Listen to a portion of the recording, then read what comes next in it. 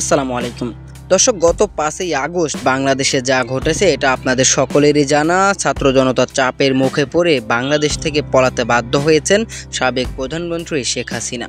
এরপরে শেখ হাসিনার ছেলে সজীব ওয়াজেদ জয় তিনি কিন্তু একটা ভিডিও বার্তায় বলেছিলেন যে আমরা আর রাজনীতিতে ফিরবো না, আপনারা আপনাদের মতো দেশ গোছান।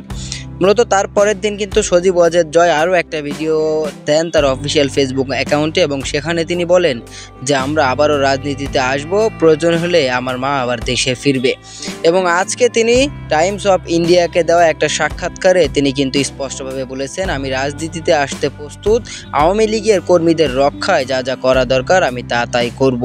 মূলত সজীব ওয়াজেদ জয় কিন্তু কোনোদিনই রাজনীতির প্রতি আগ্রহ ছিল না তার, এবং তারপরেও কিন্তু বর্তমান পরিস্থিতি বিবেচনা করে তিনি কিন্তু আরও একবার রাজনীতিতে ফিরতে চান। শুধু এখানেই শেষ নয়, তিনি আরও বলেছেন যে মুহূর্তে অন্তর্বর্তীকালীন সরকার নির্বাচনের সিদ্ধান্ত নেবে শেখ হাসিনা দেশে ফিরবেন, প্রয়োজনে যদি আমাকেও রাজনীতিতে আসতে হয় পিছুপা হব না। মূলত অন্তর্বর্তীকালীন সরকার মানে ডক্টর ইউনূস যখন আরও একবার নির্বাচন করার সিদ্ধান্ত নেবে তখন নাকি শেখ হাসিনা আরও একবার দেশে ফিরবেন, এমনটাই বলছেন সজীব ওয়াজেদ জয়।